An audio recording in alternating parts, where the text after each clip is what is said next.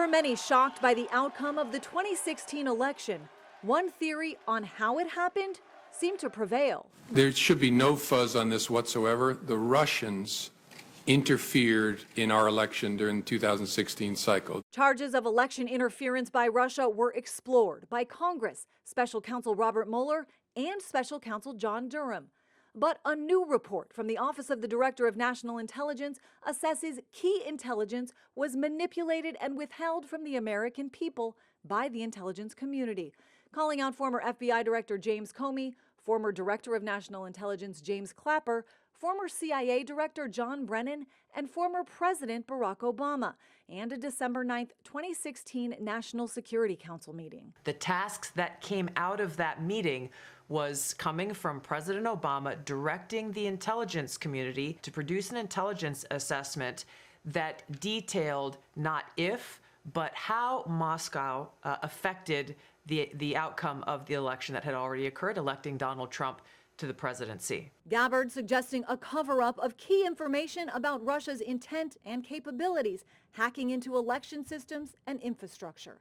But these just declassified documents detail what was said at the time, that foreign adversaries do not have and will probably not obtain the capabilities to successfully execute widespread and undetected cyber attacks. Cyber attacks, though, very different from influence operations, say critics, who are slamming Gabbard's move as dishonest and dangerous. It is well known and well established that the Russians hacked into the DNC and undertook any number of other influence operations, including buying reams of Facebook ads to discredit Hillary Clinton. That is not in contention. Director Tulsi Gabbard says not only will she be releasing more documents in the coming days, but she will also be referring several members of the Obama administration to the Justice Department for possible criminal prosecution. I'm Christine Frizzell reporting. Over 100 documents that we released on Friday really detail and provide evidence of how this treasonous conspiracy was directed by President Obama just weeks before he was due to leave office, after President Trump had already gotten elected. This is not a Democrat or Republican issue. This is an issue that is so serious it should concern every single American, because it has to do with the integrity of our democratic republic. Director of National Intelligence Tulsi Gabbard said she has plenty of evidence from newly classified documents that Obama administration intelligence officials, quote, manufactured and politicized intelligence to lay the groundwork for the Trump-Russia collusion hoax after Trump again won the White House in 2016. And joining us this morning to discuss is Washington insider Armstrong Williams. Good morning to you, sir. Morning. She also mentioned that she's got whistleblowers now from the intelligence community coming forward demanding justice because they say they were so disgusted by what happened. What do you make of all this? Will we finally see some indictments in this case? Yes. You know, President Obama fundamentally thought he would change America. He had no doubt that Hillary would continue his legacy to transform America forever, subverting the Constitution, and all of a sudden Donald Trump won. That messed up their agenda. They thought they would be in power for as long as what we define long is, but it didn't work out. And so when he left office, and I've read the reports, I followed this, he set up his own compound outside of the White House where many of these people came to work for him. And he thought what he was doing was in the best interest of America, and his fingerprints are all over it. And Donald Trump is not having it. He will make sure that every stone is unturned, every document is unearthed, is shared with the public to make them realize they wanted to undo the will of the voters. How soon do you think we will see any indictments if they come down? It's a process. These things require patience because you want to get it right. You don't want to give Adam Schiff any kind of information that make him say that this is wrong, this is not factual. It took them this long to get us to this point. The American people just have to be patient and wait, because Tulsi Gabbard is very sincere. I'm telling you, Jan, this story is seismic.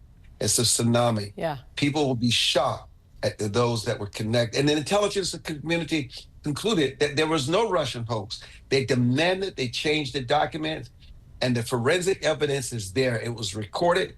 A lot of this data was put in place after 9/11, and Americans could see firsthand how the intelligence community covered itself because they knew someday a story like Yeah, this it's to come huge. to light, and they wanted to cover themselves. It's a very, very big story. Also, Armstrong, this morning I saw a report that Hamas is facing a financial and administrative crisis as they run out of money. What do you know about this?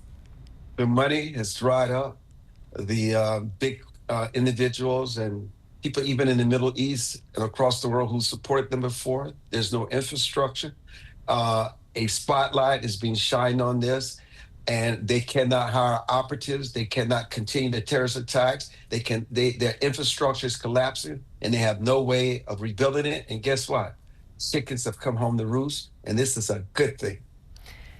This is the Epstein saga story that's clearly never going to go away. President Trump, though, now suing the Wall Street Journal for billions of dollars after it published what it says was this letter from the early 2000s. They claim it was this message, birthday message, Jeffrey Epstein from Trump. Trump referred to it on Truth Social as a powerhouse lawsuit and historic legal action. We know he's saying this is clearly defamation, which of course you need to prove two things. One, that it's false and that it was done with malice. Were you surprised the Wall Street Journal would post this?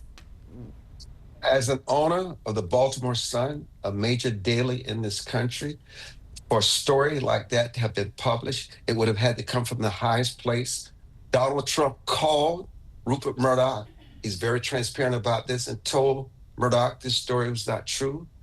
The Washington Post, the New York Times, Reuters, every major news organization in America and the world have said they cannot corroborate what the Wall Street Journal printed. And you have to ask yourself, you check your sources on a story when you're dealing with the president of the United States, why would the Wall Street Journal, of all places, publish such a story and face a $10 billion lawsuit? Yeah. And by the way, when it comes to malice, you have to essentially prove you knew it was false and you basically had reckless disregard for the truth. Will he be able to win this defamation suit, do you think? He's already won in many ways because the mainstream media is finally being forced to do its job to say we can find nothing to corroborate that. Just think about the Washington Post saying over the weekend, we've covered this story for decades and there's never been any evidence that there was ever any wrongdoing between Donald Trump and Jeffrey Epstein. This is the Washington Post.